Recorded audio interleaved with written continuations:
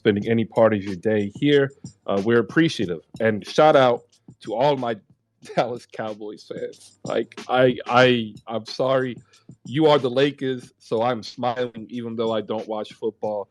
Shout out and hope that Dak Prescott does get healthy. The man just gets it. Um, he's out 6 to 8 weeks, just breaking. So shout out to that. That's about the only football you're gonna get from me, ladies and gentlemen, as I go ahead and get ready for season 2 of the NBA. Be back in 30. Appreciate it. Good morning.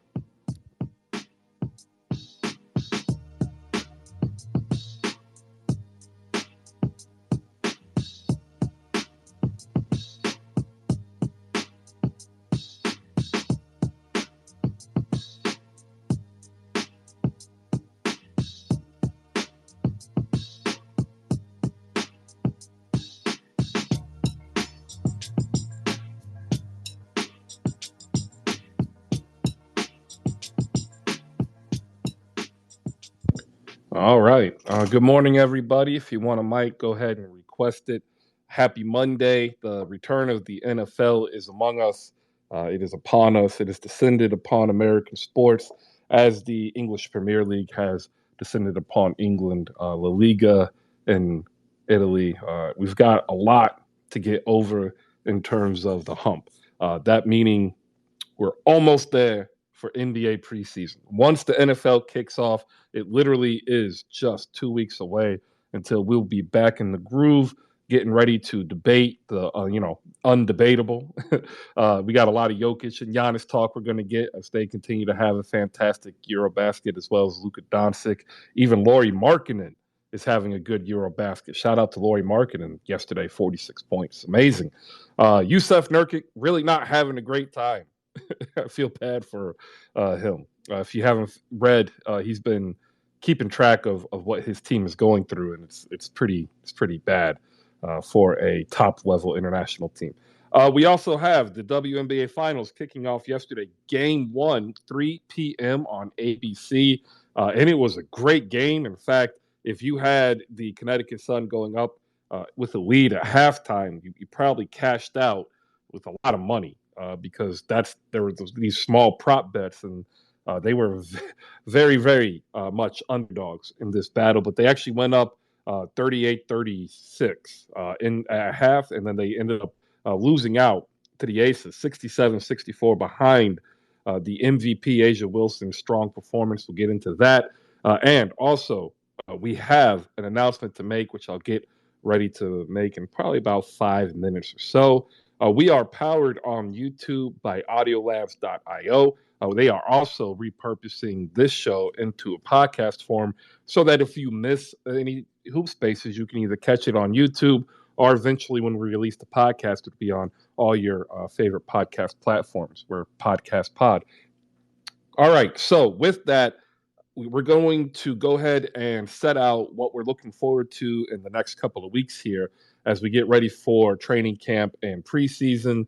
We will be going completely Monday through Friday, 10 a.m., probably 1 week prior to the start of the season. We'll still go with this little off-season schedule where we do at least 3 shows a week. And if you do have any idea of what you might want to add, if we don't already have an existing team that you might want to cover, hey, let us know, because we are looking to expand to a few more teams. So if you're a Thunder fan, if you're a T-Wolves fan or a Pistons fan, and you want to get in with the action like Jose or like a couple of the others like Sean and talk your team, let us know. We're here for that. All right. Appreciate everybody coming in. The show card tweet is up there. It's as simple. It's always a great day to talk basketball. I ask that you like and retweet so we can show the people that we're still here. And we'll go ahead and get into it. Again, 67-64, your final. Aces over the Connecticut Sun. And this was a great game. Jonquel Jones, 15-9. She, looked like she was going to go ahead in the opening of the game to struggle. And she had a really great second quarter. Kind of trailed off in the second half. Alyssa Thomas stepped up and had a phenomenal game as well. There was a couple of times, though, in the fourth quarter, for sure, that we could see that there was going to be a problem. The three-headed monster of AT, JJ, and BJ did fantastic, but they didn't have a single person who could really create a shot. And it was really highlighted when Courtney Williams had the ball on the right wing and came across a pick and did a step back for an open, what would be an open, tough shot off the dribble, and ended up electing to try to pass it into the post. And it was a bad pass, and a 24-second shot clock violation happened. That was the summation of game one. Connecticut could not get guard play. A lot of the Aces fans who broke down what they thought was going to happen in the series, it bore out true. They couldn't get any guard play, and they couldn't answer Las Vegas's run in the second half, which was dominated by great guard play of Chelsea Gray. Asia Wilson was 12 for 14 from the line. And I tell you, that is a scary prospect. I said this in one of the group chats. That was probably the Aces' worst game they're going to have, because outside of Asia Wilson and Chelsea Gray, no one did anything. Stokes, nothing. 9 boards. That's it. A lot of cardio. Plum, nothing. 1 for 9 from the floor, 1 for 7 from deep. Jackie Young didn't look like herself.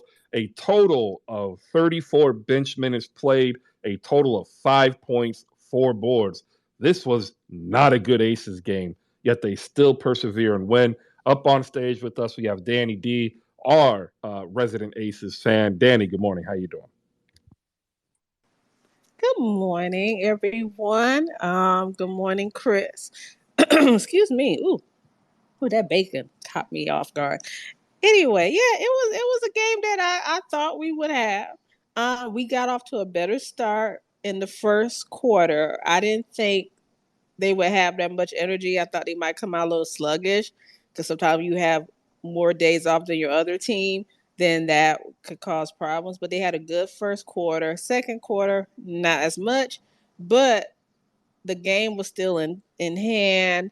That guard and wing play of Connecticut is not consistent. Yeah, Kelsey didn't have a great game, but she played defense. Who says she don't play defense? She played defense. Okay. Jackie, I wish Jackie had a little bit of what Kelsey had, just that gumption of I'm just going to shoot, which she doesn't sometimes. But at the end of the day, they made a lot of mental mistakes. Not so much, like I said, if it was 100% rating here, I would give 35% to Connecticut, and the rest of it is on the Aces because a lot of stuff they did was unforced. Things like Becky said. Becky said, we talked about some stuff and they didn't do anything we talked about. So I expect game 2 for them to be more intentional in how they approach things in game 2. If you're a Connecticut fan, that's a game you probably think we should have won yesterday, especially when you got Alyssa Thompson being your leading scorer at 19 points. So, and you didn't get anything from your other 2 bench players. You know what you're gonna get from Brianna Jones, but kept on hearing, "Oh, our bench is deeper." Well, your bench. I don't even count Brianna Jones as a bench player. If they could play 6, she probably would have been in the starting lineup. I don't She's even the. I love it. yeah, I don't consider it, but I guess y'all expect Oddity, Sims and Carrington to give you something. I don't know what you expect them to give you, but anyway. All right, I want to say good morning to everybody who's down below who can't come on up. We see Jackie in the building, TJ's in the building, and if you are paying attention to Twitter, the word just dropped, ladies and gentlemen. It is also up on top. We are partnering with Slam Goods for the upcoming NBA season, and if you love basketball, Slam Online wants to help you out. You can actually use now the promo code, which is live hoop spaces, to get an additional 15% off at slamgoods.com. That is, a hard work come to fruition for not just me, but for everybody who's been a member or a listener. It's pretty cool when we were talking about this. And like, this is the first step. We will build our way up here. Our foot is in the door. And we have a lot of people to thank for it, just like Danny, who just gave an amazing breakdown of the Las Vegas Aces. If anybody else wants to come on up and talk about game one, you know, please raise your hand. Danny, one thing that I did see is that Becky Hammon is not going to allow these women to not give effort. Every time there was a break in play, every time there was a timeout, Becky Hammon was doing something to try to fix something. Uh, what did you see? And more importantly, I saw what I thought was going to be, an analogy, the beginning of the Popovich Duncan relationship with Becky Hammon and Asia Wilson in the finals. It looked completely different than the games that I did see during the regular season. What do you have about what Becky Hammon was able to do to bring the Aces back? What I saw was Becky Hammon was willing to take risks because I noticed she didn't play De'Erica in the first half, and I was like, okay, why she put De'Erica in there? She did she did what I thought she was going to do, that she might play repair more, and she did, and she put in some minutes and used her body. But what I did see with what I do see with Asia and Becky was that sequence where you heard that Asia was more vocal in the huddle, that she was like, hey, you need to give it to Chelsea and let her make the decision. And even in that one huddle, I guess Rebecca and them thought they were going to get Becky say something. Becky was just sitting there right on her board, like, look, this is what y'all going to do. Y'all see what I'm drawing here. I don't need to say nothing. But you could tell Becky comes from that pop tree. She's willing to make adjustments. She's always 10 steps ahead. It's almost like she's out there playing. She sees it and she'll tell them about it. And she saw that they need a little bit more energy push. I don't know what she said to De'Erica, but she probably told De'Erica, I just need you to play defense. Body up Alyssa Thompson and I'm not Alyssa Thompson, Alyssa Thomas, and just provide body. I don't need you to shoot.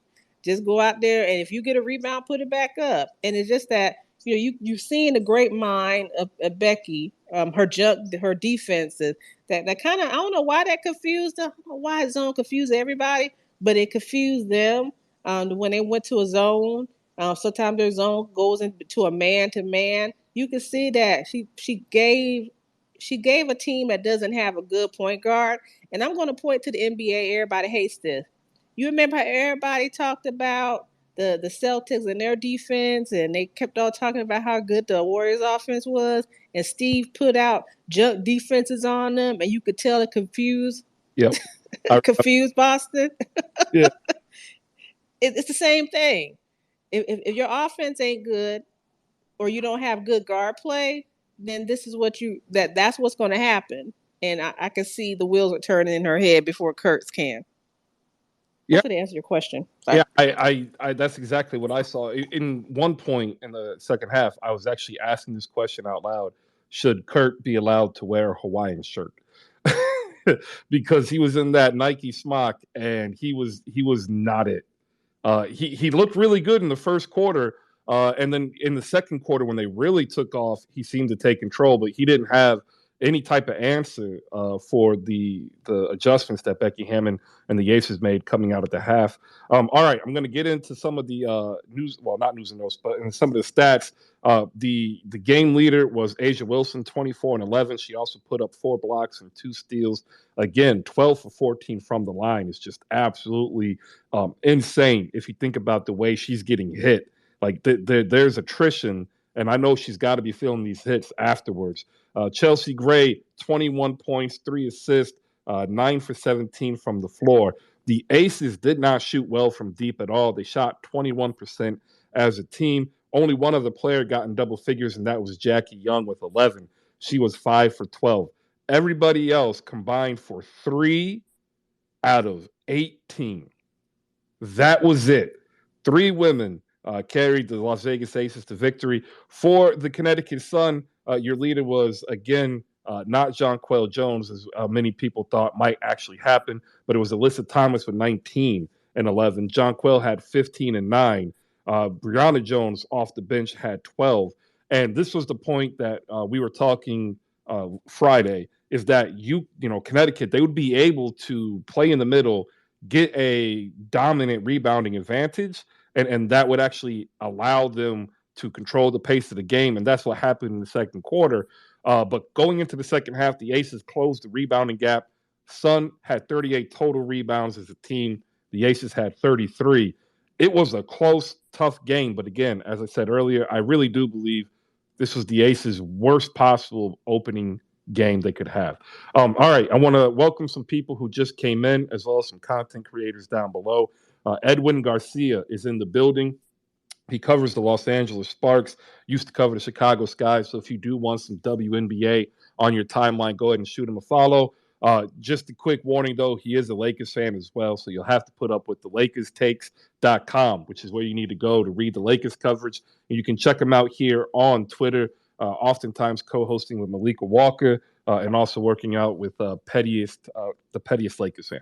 TJ Kiesel's in the building. The Kickback, Friday nights at 8 p.m. All your needs for shoes. You got to check her out. She's dope. She's hilarious. And more importantly for me, she's a very positive person. I don't know about what you guys like to put in your life, but me personally, I like to keep positivity around me. Shout out TJ. Saint from Next Kingdom is in the building. You can catch Next Kingdom on YouTube and Twitter Spaces as we get ready for the NBA season to launch. They will be launching, representing the Nets here on Hoop Spaces. We also have Justin in the building. You can catch JP, the franchise, on YouTube. Jose in the building, one of the three hosts of 77 Spaces. And K. Lou, the 9450 crew, just popped in. All right. We just had a good breakdown from the Aces. If there is a Sun fan, please come up so we can hear your take as well. I think Reba might swing by. She was active a little bit earlier. Another thing that popped out, the free throw disparity is real.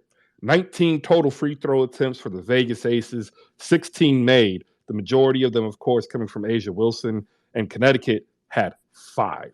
I want to know, Danny, did you think that there was, no fouls being called on either side? Because I'm not going to lie, there were a couple of moments, specifically in that third quarter, where it got really chippy, and then in the beginning of the fourth quarter, where I think both teams are kind of trying to be dominant, where there's some fouls that could have been called, but the refs let them play. I saw somebody mention that about the foul discrepancy. Well, if your people will go to the hole, you might get more fouls. Because I can call plenty of fouls on Brianna Jones and Jaquel on my end when they be trying to rebound. Alyssa pushing people and with that forearm when she tried to get off her shot. Like you said, majority of the fouls were for Asia. And she went there and she shot very well from the line. I mean, the refs did let them play. I do give them credit. What I will say is this: the game was physical, but I think that physical stuff ain't gonna work on the Aces like it worked on Chicago. Yeah,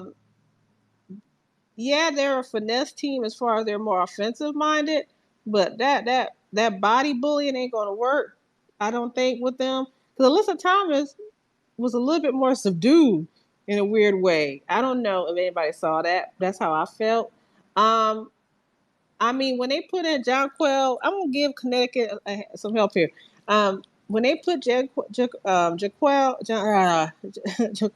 and Brianna in together, yeah, they are a tandem down there. They are a force to reckon with. When they rebound, they go for it, and they understand how to put the ball back up. And they clog up that lane. They get their rebound. They're going even if they don't grab it, they'll tip it, and that gives the other person access to get it. They are a force down there, and I give them credit when they do that. They're not intentional of getting them the ball in the post and letting them work. It's almost like they see them too late, and then it's too late at that point. But I think if they were better shooters outside for Connecticut, then that might open up the paint a little bit more for their post players. But I mean, I don't know what you think about that, but no, we were talking about that in the group chat and I had actually said they don't have a top tier shot creator, somebody that they can run a double screen, get a little bit open, and then they're going to be able to do a drive and kick. and that was representative of the final play where they're trying to get a tie. They go off of a screen at the top of the key, and they look for an entry pass, but that entry pass was supposed to be a decoy to look like to get an open shot in the corner or another kickback to an open three to try to tie the game. And Las Vegas didn't bite, right? Like they stayed, and you had that weird ending to the game where it was. I asked the question: was that good Aces defense, or was that just poor execution by the Sun? And that's where I'm kind of left off on what you're saying. And they were able to control the interior, but then they had zero shooting on the outside, like you said. And another thing that I found interesting is that Connecticut also passed the ball better, specifically in that second quarter, and they out assisted Las Vegas by 10. And I was actually kind of shocked by that too. Because usually if you get better ball movement and you lead in rebounding, you tend to come out at the end of games, at least most times in the game of basketball, because you're controlling the pace and the flow of the game. So that's really what I saw. If you're down below and you saw something you want to add to the convo, come on up. Danny, you got anything else that you want to add from what you did in the weekend? Well, what I would say is this. Now we're going to talk about conditioning. We're going to find who's a more conditioned team because Dewana shot a lot of air balls. Okay.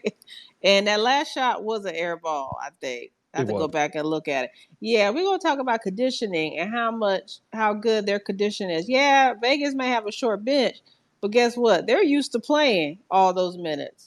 So their conditioning and cardio may be better than because you can only play Brianna Jones for so long before that girth makes a difference where she got to sit down. So my question is, what's the conditioning going to be like? Because just as much as the conditioning might affect Vegas, that affects them too. All that bumping and stuff that affects their guards' offensive play. Because right now the guards they have Chelsea Gray is a problem. Even for Thomas, she's still a problem. Yeah, she tipped that ball the last time, but that wasn't a great offensive thing down the stretch. And now Chelsea not going to do that again. She's going to go in there and watch that tape. So if Connecticut had a game they needed to win, they should have won yesterday. Everything was lined up for them to win. If they don't win tomorrow, they in trouble. Yeah, no, it was, and we all said that too. This was the game to win. They had it. They couldn't hold on to it. Joe, the historian, is up here. Joe, good morning. Well, I want to give TJ another shout out because what she said is true. It is Chelsea Gray's world, and we are fortunate and blessed enough to live in it. Go ahead, Joe. What you got? I'm a newly Suns fan, and I love the game yesterday. I thought, saying like the Aces, they really pulled it out. But my thing is today is that I've been in a lot of spaces in the last couple of days. Saying a lot of football spaces, and saying and Malika, I'm a big fan of Malika. I really think that there should be more women actually talking about sports. The intelligence coming from these women and the breakdown coming from these women for these games is unbelievable. I am a big fan of more women talking sports nationally. It's just unbelievable the way they break down the game. I mean, I was listening to Danny earlier, and I'm like 100% about what I was saying. More women definitely should talk about sports nationally. It's just it. Yeah, no, I agree. I was able to hop in on the computer and listen while I was actually watching part of the fourth quarter. Malika does a fantastic job. Sabria does a fantastic job. Savon does a fantastic job. The Jasmines, there's like 5 different Jasmines, and they are all fantastic. And all 5 of them need to be on TV more. They need to have their voices heard, and more importantly, they need to have their faces seen. Because what I'm learning fast is that your voice is good in one medium, but to really pop off to get the attention, you got to be able to be seen too. And I agree, Joe. That's why whenever they're available, I love for them to come up because they're all good, especially Danny. Danny has literally come in since day one and done nothing but drop knowledge, and we appreciate that. Edwin, welcome. You're up. What you got? Well, I think that was a great game one of this finals. It was highly entertaining, and it was a back and forth kind of countering from each other, right? The aces came out. It looked like, oh, this is exactly what people were talking about. Aces are better. They're too good. Easy sweep. Who's gonna guard Chelsea Gray? Nobody, right? And then we saw the counter. The shooting went down. Gray kind of regressed back to the mean a little bit. Asia kind of disappeared in that second quarter. The Suns started playing their game, started mucking it up, started taking over, got the lead, and then third quarter, the Aces came back, and then fourth was kind of who's going to close it out, and it turned out to be the Aces. So I was very happy with the game we got. I thought it was a good game from both teams in the sense of, well, the Aces got the win, so it's a good game in that regard. I think a lot of things they were trying to do got taken away, and they the Aces the Sun just couldn't, like you said, score enough late, which is why I'm always a big proponent of guard play. The guards end up who had the ball at the end. It was a wing for the Sun, and it was a guard for the Aces, even though Asia wasn't the MVP, because it's just too hard to give a player like that the ball, kill the clock, and then create a good shot. And although you can also argue Gray did not do it herself, she at least had the option to. She just chose to drink the Kool-Aid about how good she was, and that's why she got her shot blocked. But they got the win. And I thought it was an overall good game. My biggest critique from Kurt Miller and his decision making was I wanted Jones in earlier. She had Brianna out there too long. If you notice, when they switched to more 2-3 zone in that, I think late third, early fourth quarter, Brianna Jones had a lot of bunnies she missed. She was just having trouble, with her post moves, getting to the rim and getting a high percentage shot and converting on it.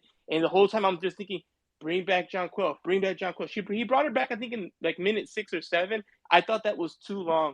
I know he wanted to give her rest because she was going to go the rest of the way, but the lead was slipping and the advantage was going the Aces' way. And I think they were struggling offensively because, I think Brianna just had kind of a little bit of a tough game. I'm like, put John Quill in there. And I think he took too long, especially the rebounding battle. You said that it tipped over the Aces' time. That was the exact time that John Quill was not on the court. That's when it happened because she was out there able to battle a little bit better than Brianna was to get those boards. Not that I want to pit them against each other. It's just there's only 5 spots, right? So, and I feel like even though Courtney Williams had a bit of a rough game, I also wanted her out there more. But again, he chose to go a little bit bigger, and that meant Courtney Williams off because you need that guard play. And even though she literally was responsible for 3 shot clock violations, which is horrendous, I think she needs to be out there because she can at least get hot. She can be a flamethrower, and she gives you that option if she's, warming up there. And I think those are the 2 little minor mistakes that that could have cost them a chance to steal game 1. I'm not defeated or think they can't win game 2. It'll be very interesting to see what happens, but it's obviously a must win. You got to get one of these road games. So game 2 will be the series for them. So we'll see how they react and what they can do differently. I also want to say, I want to ask the question for those who watched or listened or who were there. That was a finals atmosphere. Like, that was a great atmosphere. Like, the pregame, which wasn't really on, they had, I don't know what they had in your market. In my market, they had professional lacrosse on leading up to the game. And like I turned it on thinking I'm gonna have like at least a half hour of pregame. No, they were still playing lacrosse on ABC at 2:34 p.m. Here in the Indianapolis market. And then at 3:00, the coverage comes on. So I would personally like to see an extended opening like they give the NBA. But when they cut into the Vegas arena, it was loud, it was energetic, and that was an hour really what I was told before tip-off. People were there, and it was festive. NBA stars, movie stars, music stars. So I want to give the WNBA some credit because we oftentimes malign them in regards to atmosphere. They did a good job. So shout out to the WNBA broadcast team. I thought it was great. Edwin, Danny, Joe, your thoughts on that? Chris, can I ask you a question? Sure, Joe, go ahead. I just want to ask you, like, is Chelsea going to be that? No disrespect to her, but is she going to be that dude in a couple years? Because I was impressed. What he did right here. Couldn't really hear the question. Kind of muffled. Did you hear it, Edwin? No, I didn't hear the name. So no, I missed it as well. No, I'm sorry. I was asking if Chelsea gonna be that dude. No disrespect to her, but saying that, but yo, like she was very impressive yesterday. Well, is Chelsea going to be that woman? I think the answer is yes. Danny, what do you think? Well, yeah, she is that. She is that. She's that chick. She's that dude. At the end of the day, I always say that too. But she is. I mean, she's the only one on that team that has the chip. She won with LA. She's one of the reasons why LA won that other chip. So yeah, she's definitely that dude. And to answer your question, Chris, if I have DirecTV because my husband watches the NFL stuff, but they had them on ESPN2, the countdown show. And then I had on my ABC channel, I don't know, this old house stuff. And then they went to the very end of I call it American cricket lacrosse. And they had that on. And I was sitting like, what the hell are we watching this for? I don't care about no lacrosse, fake soccer. No. And okay, that's the only way Americans want to play soccer is with the ball and the net, but that's a whole nother issue. And then ESPN stop doing that courtside shot where they bring them down core floor and we see the game from the floor. I hate that shot. I don't get to see it really. I like it from the top. Okay, don't Well, bring me down court you side. I just don't. you're just old. You're like I, me. We just I, don't. I just don't like that shot. Look, if I'm courtside, sitting there live, then I deal with that. But when I'm at home, I want to see at top because the referee gets in the way of the play and I can't see. Stay out my way, ref. Stay out my way. And congratulations to Carlos, what's his name? Alcazar, the youngest number one player, U.S. Open, who played yesterday. Thank you. All right, yeah. Shout out to the Spaniard is what a lot of people are actually calling them from across the pond, is what I heard. Look, it the optics aside for Danny, who's probably getting motion sickness. um, we I want to make sure that everybody had a good time watching the game, because that was something that we all have complained about through the entirety of the season of when we were watching it, the difficulty either finding the game or just the lackluster presentation. Edwin, your thoughts on the presentation for game one of the WNBA Finals? I'm in one of the most wonderful places on earth, Los Angeles, and I also had to be subjected to lacrosse for like 2 minutes in between because it was the same thing. I don't know who was playing and what was going on, but I'll tell you what, it's a terrible way to transition to the biggest game in the WNBA Finals because I was watching, I turned it on. I don't know anything about lacrosse. I just see that I think I caught the literal last like 2 minutes. People were walking off the field. I think the announcers were closing out whatever happened, and then you go to you hard cut to Las Vegas. There's explosions, fire in the stadium. It's going crazy. And I'm like, this isn't matching. Like, this is a terrible transition from like dull, boring to like Las Vegas rowdiness. And I'm like, why would they?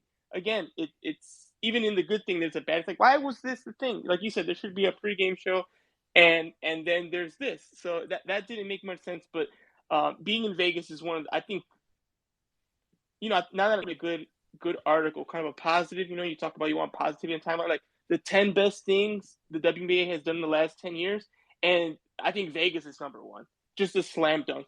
You're in a community people wanted sports in Vegas. It was struggling to get established. The WNBA had to be the guinea pig for the NBA and take the shot. And guess what? Slam dunk. They got there first in terms of being a major market. I know the Raiders were there in that aspect as well. But they got there. It blew up. It's one of the most day in and day out, week in and week out. It's one of the top attendance places in the WNBA. Had an amazing All-Star game. Having an amazing finals. Everyone loves the Aces. Aces run wild. It's a great time. It was just a home run for the league that's always, kind of struggling for viewership and ratings. They found the market and fulfilled a need in the market, in the country, which is amazing. So yeah, I'm glad the Aces are out there. They're playing well, and it makes a fun trip, and it makes a fun time watching the WNBA. So that part was good. I did not like the the previews on a different channel. I didn't even know that, right? Because I'm just looking for when's the game, Channel 7. So I turned it on there, and I got to see lacrosse the minute before the game. So that's not good. I agree with that. In terms of the courtside view, I hate that courtside view. Whenever you change the angle, I'm with Danny. I don't know if that makes me old as well. Maybe it does, but I hate that view. Again, at the game, there's different views people get based on where they're sitting. But on TV, I expect a certain view, and I want that view. And just me, whenever they change that view, something always bad happens to the team I'm watching. Terrible shot, a turnover, a dumb foul that I didn't see because the camera's here and the foul was on the other side of the court. I hate it. It's not a courtside view. It's just a worse view than the view I have at home. Get rid of it unless you're going to actually make it better for me as a viewer. It does not make it better, and something always bad happens to the team I'm rooting for when they change views like that. See, I actually prefer watching games in Mosaic, and they didn't really have a good Mosaic option. So most games I watch a minimum of 4 boxes. So like I know exactly what you're saying, right? Like that sideline view gives you only about 50 to 60% of the court view of the action, and then you end up missing something. I feel you. Just 30 down below. I'm not disparaging lacrosse. I played lacrosse growing up when I moved to Maryland. I don't think like Danny, it's soccer with the net and a stick. It's enjoyable to me to watch, but not when I'm trying to get in the mood to watch the WNBA finals, right? Like that could have been put on ESPN2. They could have put the pregame on ABC where there would have been a larger audience, right? And it would have been the only complaint that I have, a better product on what was already to me a very good and entertaining product. We're going to go next to Cass being Cass. It's been a minute since you've been up. Congratulations on your Aces winning game 1. After you, will go to Jasmine, who you're going to want to listen to the breakdown. Cass, good morning. How you doing? Good morning, guys. I'm talking on behalf of season ticket holders for the Aces. This year, I just want to say the front office is showing out. I mean, the energy last night was amazing. I got to meet Ari, and everybody was just so positive. And the fire, when they come out, I mean, it warms the whole place. It's so lit. And then you get LaChina and what's her name? Carolyn Peck sitting in like the loft area like they do for the NBA, doing their, pregame talk, halftime talk. The energy was just amazing. And when I look back at the replay, I do know what you guys were talking about with that courtside camera. And it's a dude that's walking. Like there's like, I think like in the NBA, there's like a camera that's on a track, but no, that was not even it. I think that's what made it even worse. It was this dude walking with a camera, and it wasn't really super authentic too, because you could kind of see people's heads that are sitting courtside and everything. So that probably made it a bad view. But other than that, man, I mean, my Aces, they scared me a little. They always do. I'm still recovering from the 2019 Aces. But I think they have a different vibe about them. Asia is about her business. Chelsea is about her business. And I think, if they can start out good and keep it going and lock in when they need to lock in, I think they can sweep. That's just me. Oh yeah, no, with this being a very bad offensive game as a team, and Connecticut doing everything pro Connecticut Sun fans or observers were saying Friday, dominating the boards, passing the ball around, and they still weren't able to win. Like a sweep is on the table. Up next, we've got Jasmine. You can follow her at the handle HarperXXWrites, and you can read the words at Winsider. She does the Wings beat, ladies and gentlemen, and she's here for Asia Wilson Supremacy. Good morning, Jasmine. How you doing? It's very much Asia or die. I don't really care about the alternative. We love Asia over everything. In terms of the broadcast, so I know Kathy tried to give like a little shout out to ESPN and they're broadcasting the games and stuff before everything kicked off. But I'm with Danny. Like the production could have been better. Like we could have seen Asia and Jewel like at the roulette table, or like the girls at the casino walking down the Vegas Strip. Like we could have had a lot more marketing until like we're in Las Vegas. Come on now. And with both of the teams being casino teams, you could have did it for either market, to be honest. But there could have been a lot more around that. And then with the courtside shot, I could definitely tell it was somebody walking with a camera because the shot was tilted. If you notice, like ESPN, they have people flying out of the ceiling on tracks, like right around in cars with cameras. The least they could have did was showed up for Vegas in this very first game.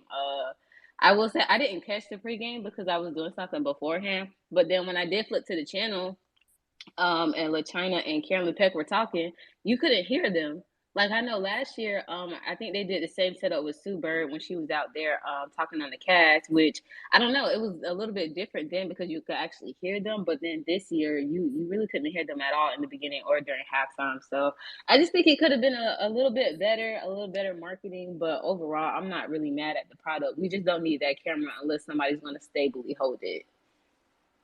Yeah, I feel you. I like change. I like new, and I think unfortunately they were trying something that we're going to see um, in the NBA as well with that person walking. I know most NBA arenas have two tracks, right? They have two tracks. I think only four of them have a single track.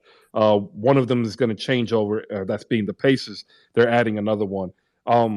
But they have done that seat side shot before in the NBA, and it didn't necessarily work. I think if they got a stabilizer and actually sat it in a specific position, it might come across better. And then like they could put it at one on each corner, so you guys get a wide angle shot coming off of the baseline. I don't think that would be as viewed negatively. What do you guys think about that? Wishful thinking. Thank you. It would be I'm all better, about, but it's still not what I want. So, but that would be better. all right. I'm all about wishful thinking on this Monday. Want to give a shout out down below. This is a thank you shout out to some people who came with me from Clubhouse from day one. Malika Walker is in the building. Nat, that's Reese Rebel, is in the building. These two wonderful women came with me from Clubhouse to start what is Hoop Spaces, what you come into every day. We wouldn't be able to announce what we announced today without them always showing up and always being dope. I just want to make sure that those two people hear their voices with me saying thank you. You can catch Malika Walker this week on the Rewind, and with the season coming up, you can catch Nat at So You Think You're a GM, but she's also getting ready to launch a new podcast. Okay. And if you are a horror film aficionado, she is the woman that you are going to want to follow. If you are an NFL fan, I'm just going to warn you, she is a Saints fan. Okay.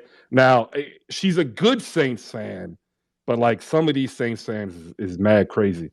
All right. Moving on, we have Edwin, Jasmine, and Danny up on stage. If you're down below and you want to come up to talk about game one, got about another 15 minutes before we move on to some news and notes and get ready to talk some NBA briefly before we adjourn for the day.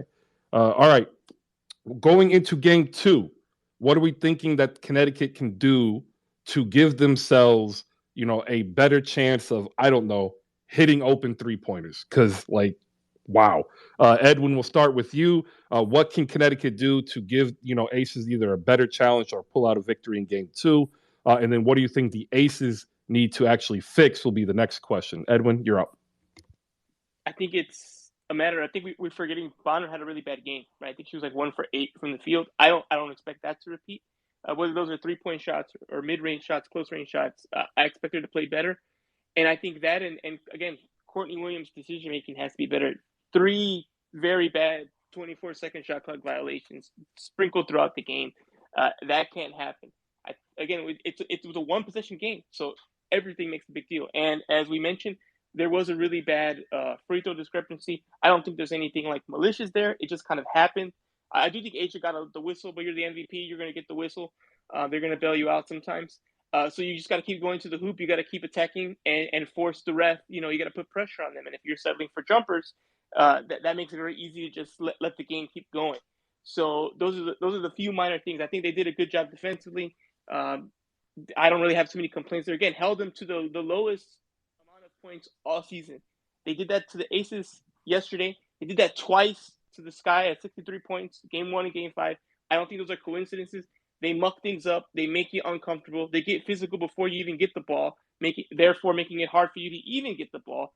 And they do a good job in making you look like the worst version of yourself. They've done it to several teams in the last 2 weeks, and I expect them to still make those things a challenge for the Aces. So I think that they're right where they want to be. Yes, of course, you want to look at it and you miss the opportunity to steal game 1, but a lot of the things they did, they were not anomalies. They can replicate a lot of that success. They just need Bonner to be a little bit better and Williams to be a little bit better, and I think they can pull out the win. All right. Jasmine, you have anything you want to add? I pretty much kind of agree with Edwin. Like, I'm looking at the stats right now. Connecticut basically outplayed Las Vegas in everything, like points in the paint, second chance points, fast break points, rebounds, turnovers. Like, they did better than them in almost every area, even though it wasn't such a big margin. Aside from points in the paint, they just let the game get away from them. You have to continue to muck the games up, get physical, throw different bodies at Vegas, and Dewana, she did have an off night, as well as Courtney, but I think that they'll bounce back, specifically Bonner more than Courtney will.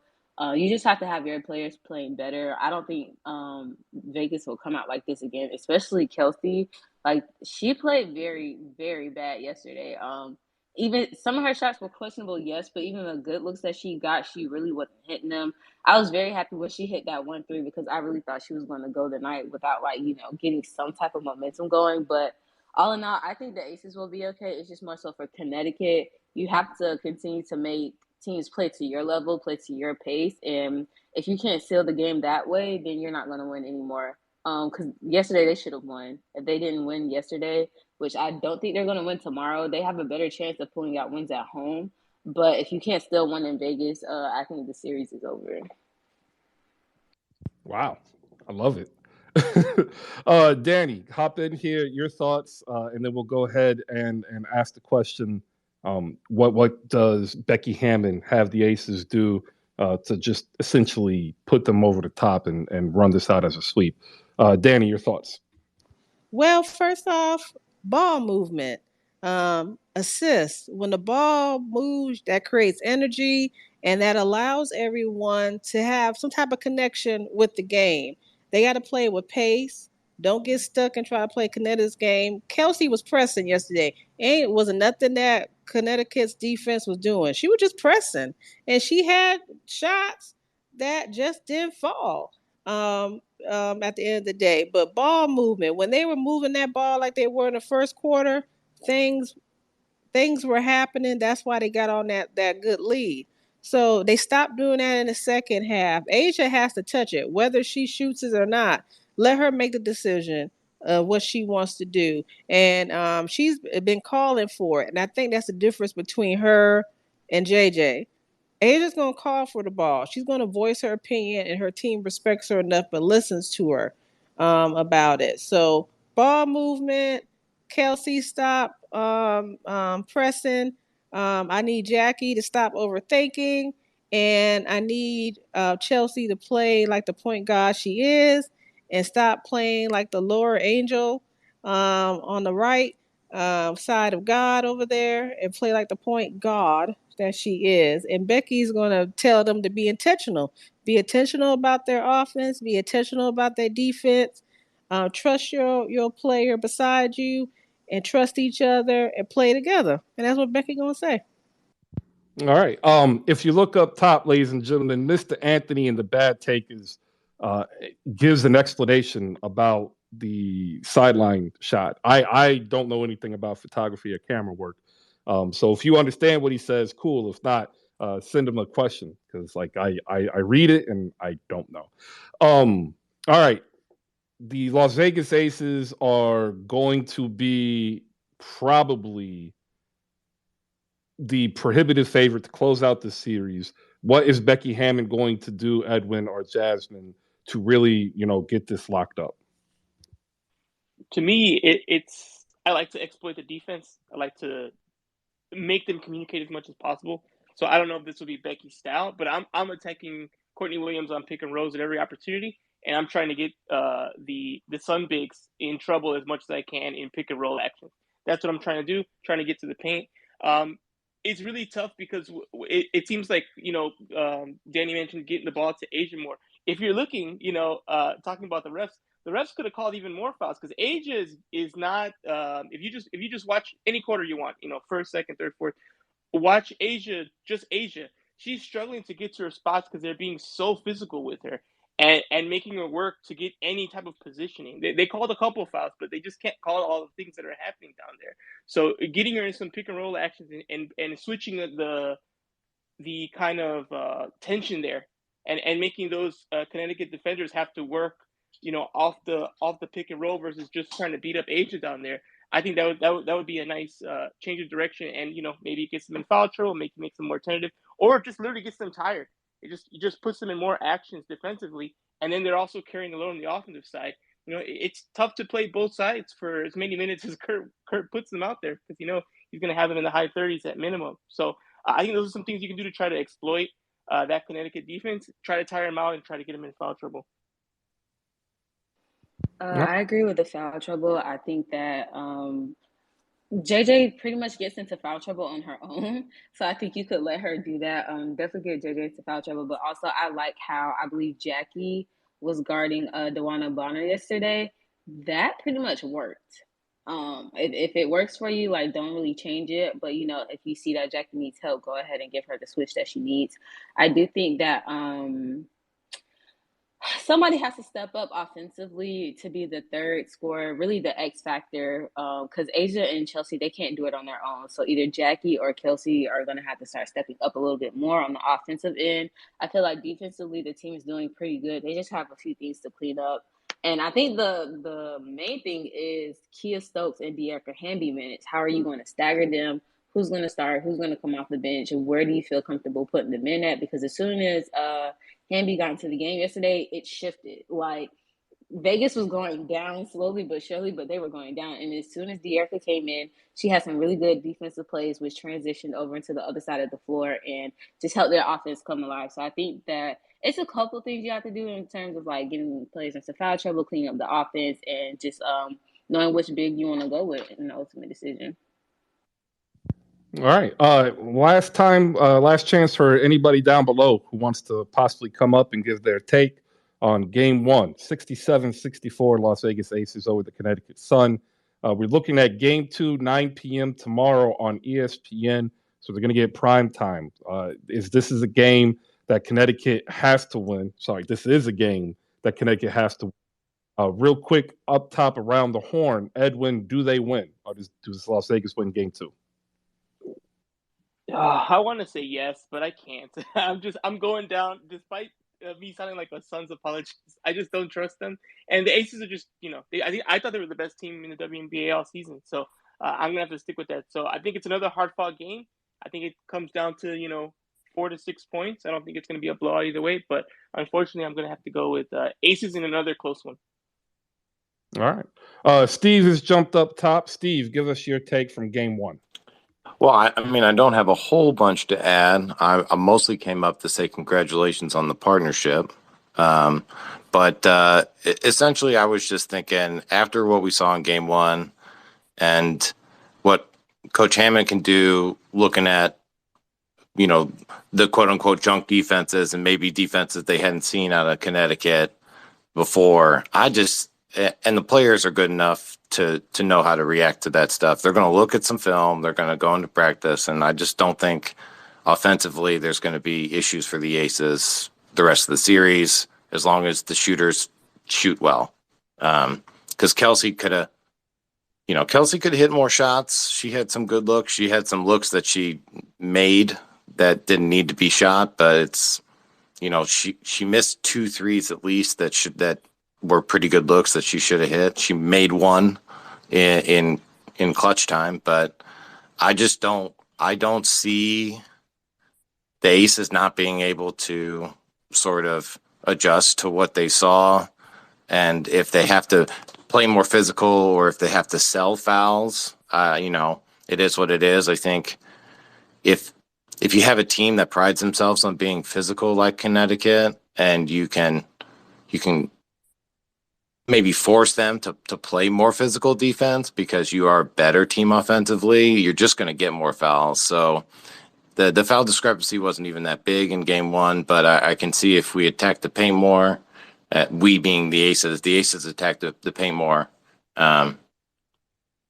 With Asia especially, it's just there's no way that they're not going to get to the free throw line. And it was a big difference in game one. It's probably going to continue to be a difference.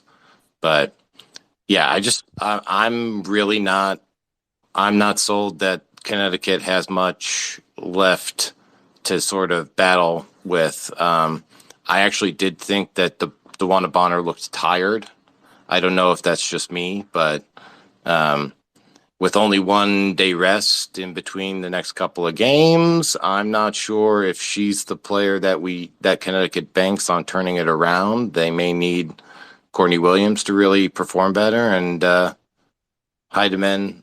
I like what Heidemann's been doing, but she didn't seem like she was much of an impact in game one. So I don't know. I still feel like the Aces got it, and maybe even just in the next 2 games. All right. Definitely appreciate your thoughts, Steve. We're going to close out with Jasmine and Danny getting the final thoughts here on game one of the WNBA Finals. We'll go to Jasmine first. Anything you want to see for game two? Do you think Connecticut can pull it out? And if not, how bad do you think it can be with the Aces possibly winning going up 2-0? I think Connecticut will do a lot more in terms of getting to the free throw line, but they're not taking game two. That's just where I am with it. Asia or die. I would like to see a 30 piece from her. And I would like to see Chelsea Gray take over a little bit more. I think that the momentum that she had going into the finals was very good for her, but I don't want to say that it got to her head. But there were a couple shots that she threw out that I was just like, you would have hit that last series. Let's not try to start off too hot right now. But I'm definitely confident for the rest of the series. I'm not too worried. I had the Aces taking it in 4, so I have them winning tomorrow, and then Connecticut pulling a win out at home for Game 3. All right, definitely appreciate it. Tell them where they can find you, Jasmine. You can follow me at HarperXXWrites, or you could go over to Winsider, WINSIDR, and check out some of our work there. All right, appreciate you coming through today, Jasmine. Thank you. Danny, closing down by you. We see Jada up here saying Aces by 15 plus in game two. Do you agree, Danny? What do you think happens? I believe they're going to win tomorrow. And I think either by 5 or 10. Because I do agree that DeWanna was tired. That's why her shots were short. She ain't had no legs to push off. I just think conditioning. That's going to be key. Conditioning. Who's used to playing long minutes, running up and down the court? I feel good about the Aces. The Aces can look at this and say, we can do this. It's something different about this team. This ain't 2019. I know. We got PTSD, Aces fans, but it's something different about them this year. Asia ain't going to let them lose. She going to put them on her back. Chelsea ain't going to let them lose because she wants it for Asia. They saw Asia on that floor crying last year. It's just something different, y'all. Just something different. No disrespect to Connecticut. You earned it. You earned to be here. But it's just something different, yo. It's just something different.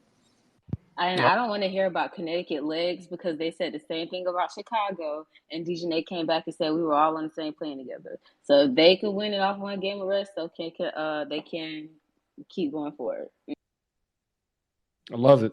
All right. So again, game two, 9 p.m. tomorrow. Aces and Sun.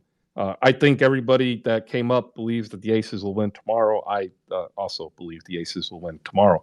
I want to thank everybody who came up and shared your thoughts on yesterday's game one of the WNBA Finals. Real quick news and notes for the NBA as we go ahead and get out of here on a short show today.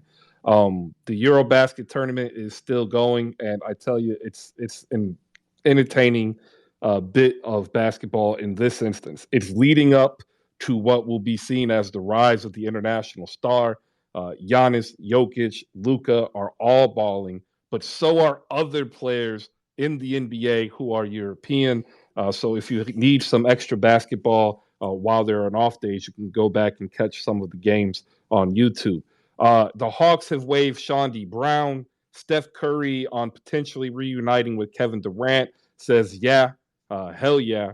Vivek Randive, this is an important one, has reportedly been linked with a purchase of Inter Milan.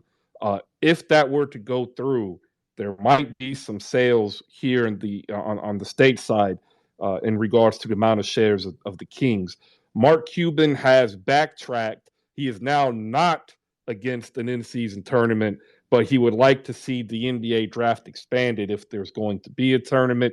Also, the Mavericks, Lakers, and Knicks have joined the Suns in trade for Bojan Bogdanovic of the Utah Jazz. So there you go. Some off-season news and notes on the NBA. Coming up before we get out of here, we've got Jose, one of the three hosts of 77 Spaces, giving you the best Mavs coverage here on Twitter Spaces. Jose, good morning. How you doing? I'm doing fine, Chris. Thanks for asking. How about you? Hey, I'm doing great. Had a great end of a whole bunch of father work. Having to volunteer to take on some more responsibilities for my son's swimming team. Closed out the deal to be a sponsored partner from Slam Goods. So that was pretty intense. So I had a great weekend. Thank you for asking. Congratulations on the partnership as well. Uh, so I came up for some Eurobasket talk. Yesterday, well, not yesterday. Was it yesterday? I can't remember. Anyways, Siberia got upset by Italy, and so that knocks Jokic out of the Eurobasket Cup. So now it's Greece, Slovenia, Italy, France, and I think I can't remember who else is left, but those are teams of notice. Laurie Markkinen also balling out for Utah, and there's a lot of games that are going to really impact, the seeding. They play tomorrow, Wednesday, Friday, and then the final game will be on Sunday on the 18th, which is the championship. So we're gonna probably see some more upsets, and it's surprising that Joker was the one to get eliminated. But that's all I really had, Chris. Thanks for bringing me up. If you haven't seen it, the game with France and Turkey was absolutely fantastic. France just gut punching Turkey at the end with Rudy Gobert with a game saving putback dunk. Right, so like, there's great basketball out there. We're gonna go to Malika Walker next. Malika, go ahead. Hey, congratulations, Chris, on the Slam Goods partnership. And good morning, everybody. I just wanted to draw your attention to we're going to be having a show this Wednesday discussing at the M1 documentaries, Greatest Mixtape Ever, in Netflix's Untold: The Rise and Fall of N1. So if you were a fan of N1, if you just want to listen in to learn more about N1, definitely attend that one. And if you're knowledgeable about N1, definitely link me if you'd like to be in the discussion. But yeah, this week we're covering N1. Next week it'll be Lakers Legacy. So that's, Wednesday at 8 is when the rewind takes place. So definitely check me out. And I'll be sharing a link today to last week's on Operation Flagrant Foul. And definitely subscribe to me on YouTube, and you can just listen to all the shows there as well. So I just wanted to drop that nugget since Chris is about to close out. But training camps will be opening soon. This time next month will be towards the end of preseason. So I'm looking forward to NBA coming back while I have football. Chris, I know you're not a football fan. And yeah, that's it. All right, appreciate it, Malika. Any comment about yesterday's game that you want to give? I love that it was a battle. I love that Connecticut, I think Connecticut's playing style because they could play a little rough. They were playing some good defense on the Aces. I think that Becky's going to adjust accordingly. And Kelsey, I think Kelsey needs to really come out and have a better game next time. I think Kelsey needs to be more productive for them to really get these wins. I think that's going to be key. But I had a feeling they were going to key on Kelsey because she's the one you would feast on if you're trying to disrupt things. But I was happy the Aces were still able to pull it out. But it was definitely a battle. So I believe we're having a hoopsters tonight. I'm saying believe because, yeah, I believe we're having a hoopsters tonight. I believe we are. So look for an invitation from eventually from me and from the hoopsters account to talk about last night's game and preview tomorrow's game. And we'll see. Like, I don't think it's going to be a sweep. I still think it may go 5, but I mean, Connecticut was really close to winning that game, and I think it's going to haunt them that they didn't pull it out. All right. Damo's up here, ladies and gentlemen. Damo, good morning. Your former San Antonio Silver Stars victorious as the Las Vegas Aces Game 1 WNBA Finals. Your thoughts on yesterday's game, and then we're going to move over to the pickup card game. And you can definitely expect to hear a lot of slam goods and pickup in the next 5 minutes. Damo, go ahead. The champ is here. Clap, clap. The champ is here. Clap, clap. Thank you, Darren D, for the claps. The champ is here.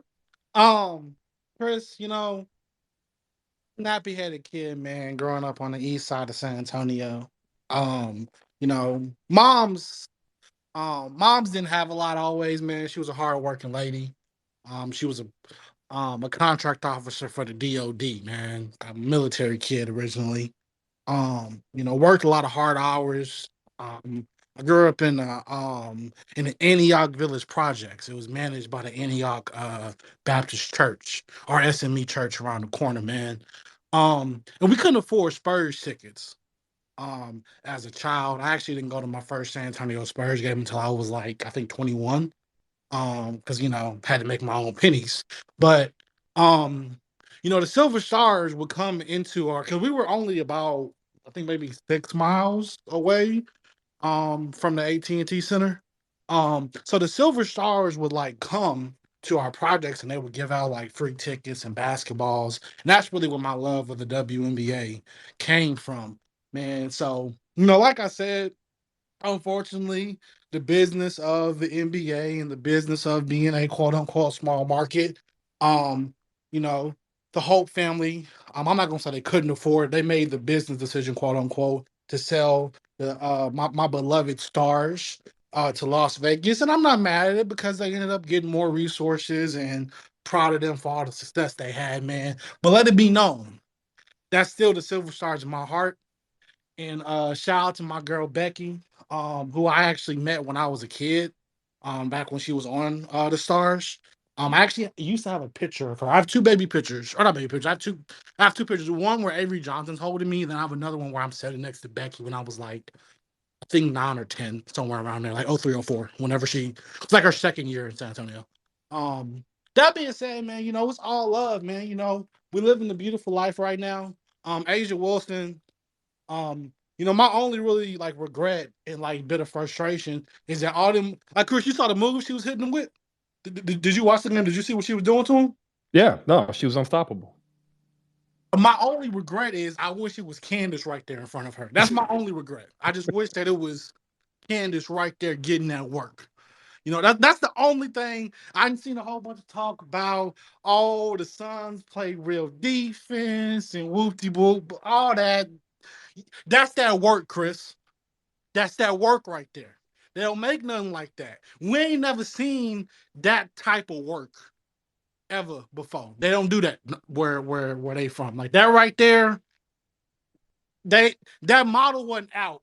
When did CP3 get drafted? 08, something like that? 09, somewhere around then. Yeah, they ain't had that in there. That model wasn't, that build, 2K just dropped. That build wasn't available in 2K back then, Chris. They ain't had that. So No, it's a good day. You feel me? I'm not gonna go as far To say, I guess it wouldn't be a gentleman's sweep, but a lady sweep is what I'm calling in this series. A young damsel sweep, however, the proper terminology is at this moment. But it's a good day, man. It's a good day, Chris, man. It's a good day. Congratulations to you and Slam Good, the partnership. I wish all things negative on you except your bag. So I'm proud of you in that regard. And that's only because you have horrible food takes. I'm proud of you and your success, brother. Thank you. The correct term is gentle lady sweep, by the way. There we go. So I'm requesting I'm predicting the gentle lady sweep. Predicting the gentle lady sweep, Chris. I'm pretty sure they'll get one. Because Asia gonna be busy throwing up the pinky, and she's not gonna get back on defense one time. But that's fine. Listen, we got time to do this, man. It's a good day, man. The champ is here. All right, Danny D. Congratulations, Danny D. Congratulations, my sister. The preemptive don't give us bad luck. Congratulatory, we won the championship. I'm saging hoop spaces right now as we speak. Saging it. No bad juju over here. Thank you. Yeah. We got another W fan. He has been on the grind this summer. You've heard him come in when he's had some free time, talking about this wonderful game he created. He created it through the combination of passion for basketball and the love for his nieces and nephews. And that's the pickup card game. See, I messed that up. The pickup card game, which you could actually go to slamgoods.com and pick up your copy of the pickup card game. And now, if you use Hoop Spaces, the promo code Hoop Spaces, you are going to get 15% off, not just the pickup card game, of which you can find at slamgoods.com, but everything site-wide, right? So if you want shorts, you can get 15% off. If you want shirts, you can get 15% off. But more importantly, if you want one of the remaining last first editions of the pickup card game, you can get 15% off. Our friend She of the pickup card game, how are you doing? Hopefully you are, providing keen insight and education to the future young minds that are going to change the world over at Chapel Hill. Go ahead, sir. What's going on, Chris? What's going on, man? Lots of love. What's good, Who Spaces? And I'm happy, Chris, that I'm happy we can kind of give back and let people go to the Slam Goods website and just get a nice little discount. So it's really cool to be in this space, man, because one, there's so many fun people in Hoop Spaces, and I think when I told the people at Slam about this unique Twitter Spaces, they did their research. I think for them, they looked at like the engagement, even like the comment section, right? People talking during the show, they loved all of that. So I guess my point is that people are seeing what's going on here, Chris, and people are taking notes. So it's just the beginning. I'm gonna keep trying to fight for you, Chris, and get you more things. I think you are a visionary, but you also hold space and respect people. So that's number one. So it's just the beginning, right? I'm gonna try to do more for this community, right? And this is what we at GameFlow do. We're all community based, and I spoke to the Slam people in Harlem. Not me, but I spoke to them after the Slam basketball classic in Harlem at Rucker Park. And they saw how much people loved our basketball card game and what was going on like on the ground. And so really this deal came because of that engagement in Harlem. And so we'll keep rocking, Chris. Thank you so much, man. No, and thank you for mentioning it to them and having them come out and do their own due diligence, because I'm all about due diligence. That's one thing about me. For sure. And I will say, all you people out there doing spaces, right? Keep doing your thing, right? TJ, I see you, TJ. You know what I mean? Keep doing your thing all the time, man. Because really, I think this whole idea of social audio is growing, and brands are taking notice. I think brands are kind of worried about like people saying the wrong things and acting the wrong ways on social media. So for you as a creator, be careful how you engage people and what you say, right? Because brands are watching you. And a few people who I put up the Slam to maybe like also sponsor their show, some things happen and Slam's like, nope, we'll pass. You can't take that chance, right? Reputation wise. So all you folks out there making content, keep doing your thing because people are watching. If you want to talk to me, DM me. This is what I do. Like Chris said, I'm a professor of entrepreneurship at UNC. I've done this before. I love giving back, but I believe in doing social good too. So please hit me up if you want to talk more about any kind of thing involving content creation and getting people to kind of sponsor your show and getting brands involved. All right, definitely hit him up. He is a fantastic tomb of information. TOME, by the way, not TOMB. And if you are interested in trying to make a path out of this, it's definitely worthwhile to follow and a conversation.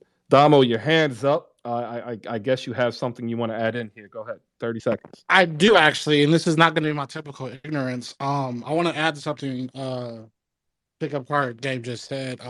Also, yeah, brands are always looking. I'm not going to tell you why I know that, but what I will say is that also most people who work in branding don't lead with the fact that they work in branding because they could potentially misrepresent their brand.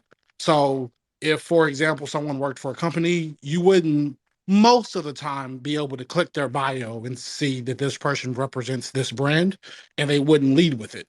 So most of the time, people who work in brand, specifically brand analysts, brand whatever, most of the time they just chilling in the audience looking. Most of them don't have huge accounts, followers accounts.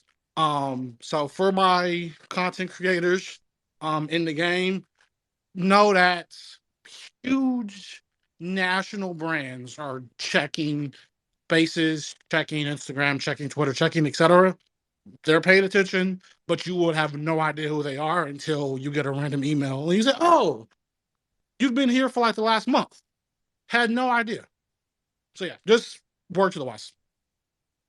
All right, there you go. Look, we're all about trying to help the community grow one person at a time, one day at a time, one step at a time. That's the only way you can grow because that's actually the only way you can grow.